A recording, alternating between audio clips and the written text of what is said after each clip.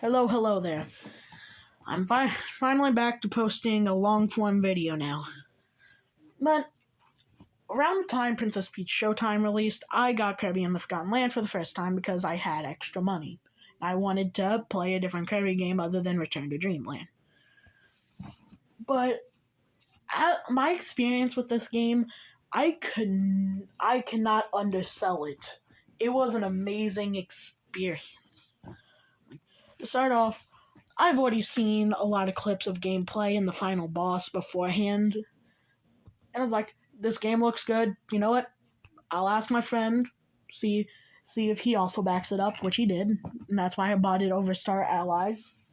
But playing it, it was an amazing experience. Getting to move in a 3D Kirby felt amazing. And I loved the puzzles of the captured Waddle Dees and the quests to get some of them done.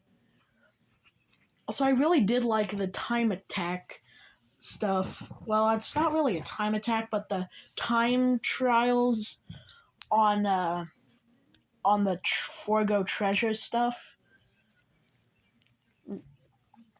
When I was playing through the game for the first time, I thought Gormondo had a bigger part in the game because I've only seen a few clips, not too many boss battles. All I knew is Big Monkey was in there. I should say Gorilla. Morpho Knight and Elphalus. That's about all I knew going in. But when I actually got to experience the game, I had a blast. I was playing through the levels with a bit of awe each time I played. It felt like there was something inspiring while playing this game because getting to evolve copy abilities, that is amazing. Getting to experience a lot more puzzles. Also, if you don't know, I'm a big fan of puzzles in video games. I like things that have me guessing what to do. Main reason why I like some Zelda games. But back to the point here. When I actually grew attached to the game, and by the time I got to Winter Horns, I got to fight Dedede. Hearing Roar of Dedede for the first time was astounding. Of course, once I actually completed the boss fight, I was like, wait, why is he getting up?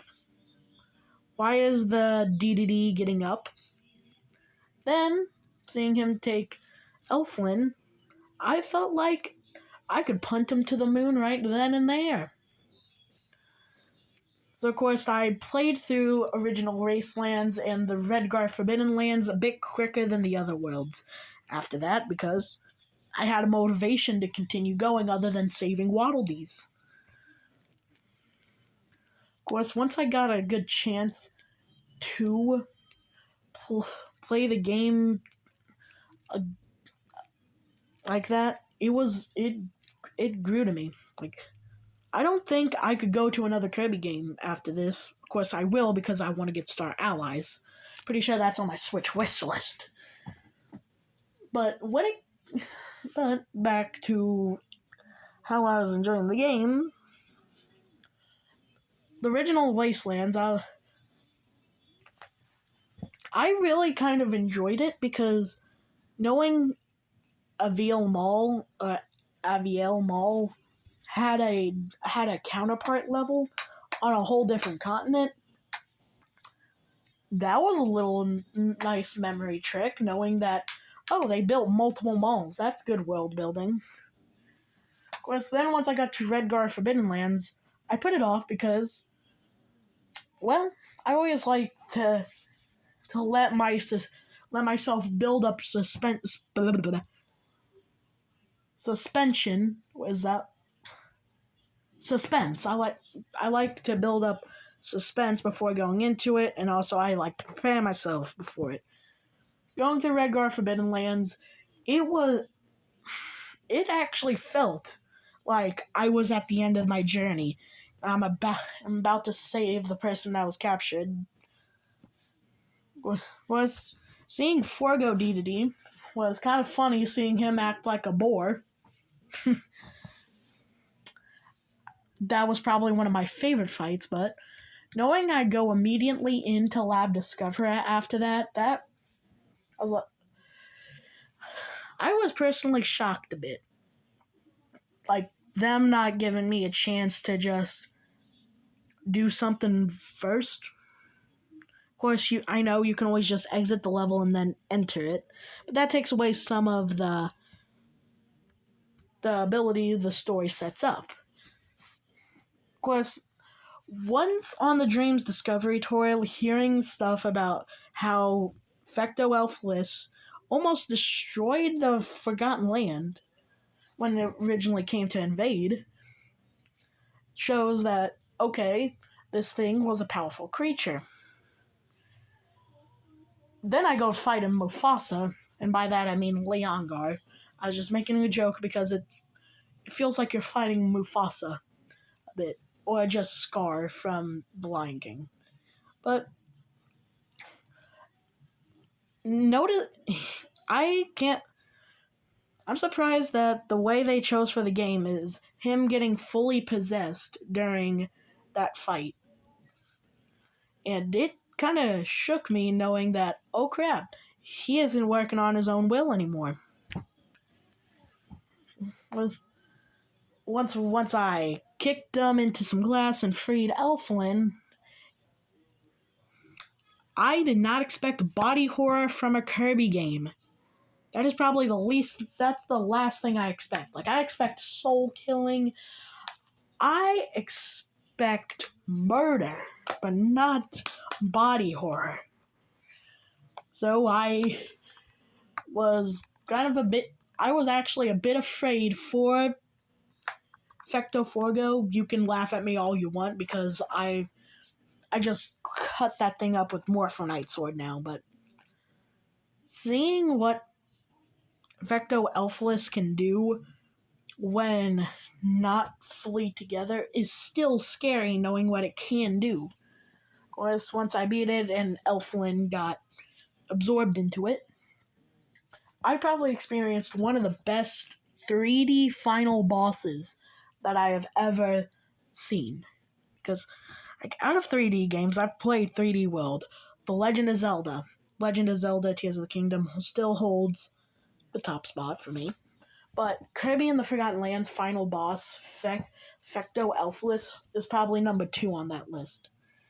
The fight had so much of a climax going from it to the ending. And the way it kind of the way they set it up, it's the fight started off with you wanting to save your friend. Then it started off to, oh crap, now I gotta fight to survive. Well, that's kind of a feeling I got from it.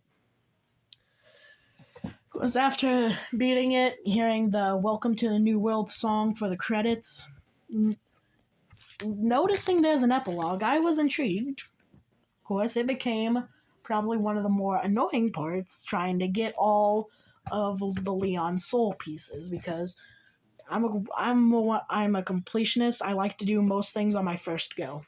So I did that before I got to Forgo Land. And when I did get to Forgo Land, I decided I'm going to try to use fire. And not going to exit. So when I went into the fight, I defeated Leongar. I think at least. Yeah, I'm pretty sure I did. Then when I got to Morphonite, ended up dying because I think I got hit by one of his attacks. Lost fire and went with the preset abilities they had for me. Biggest mistake because that left me into a tiny spiral of losing. But once I beat Morphonite, I thought this game couldn't get any better. Then the Ultimate Z Cup, which introduced Chaos Elfless, which, holy crap, that is way better than normal Elfless, and with the second phase actually being a second phase, other than just, oh, the boss got angry and now is powered up. I like how it felt like more of the soul type battles, like Magalore's Soul, Soul of Sectonia. It felt more like that stuff. I'm really happy about it. When it come to 100%ing it, I got all the Waddle Dees before I defeated Fecto Elfless. I got all the Leon Soul pieces before Morpho Night. I did most of the things I needed to do to 100% the game. Then, when it came down to getting the figurines, I swear this is probably the time I spent the most rare stones in one sitting, because I think I spent like 7 to get the last few figures I needed, because I was starting to run low on star coins. But looking past all of the 100% completion rewards stuff that I had to do, I really enjoyed the game. This was probably the most fun I've ever had playing a game for the first time with information going in. Of course, nothing can beat Pokemon and The Legend of Zelda. Nothing can beat those. But going into a game not blind and still enjoying it to that level, it will hold something like that will hold a special place in my heart. That's why it's holding a place in my heart as my favorite Kirby game. Now, I know I've been ranting on for like 11 and 12 minutes now, but I just wanted to say I really enjoyed playing that game, and I'm glad I finally got myself to actually talk about it. I've promised for like 2 videos that have been out for probably a month, and one for like 2 weeks. So I probably should have done this a lot sooner, but I'm a forgetful person. Sometimes I forget I even have a YouTube channel because I do not have stuff to film normally. That's why you see a black screen most of the time, mainly because I am filming this on my phone and I'm not showing my face. But back to the main point for like the millionth time now. The game great experience. I really enjoyed getting to play it. Probably one of my favorite games out there. And if you want to get the game after listening to this, which I kind of doubt because I probably did a bad job explaining it, but if you want to get the game after this video, that's a personal win for me. But I'm going to wrap things up now, so like if you want, comment if you want, subscribe if you want. I'm just happy I got to share my experience with the game with you guys. And have a good night and stay hydrated. Peace.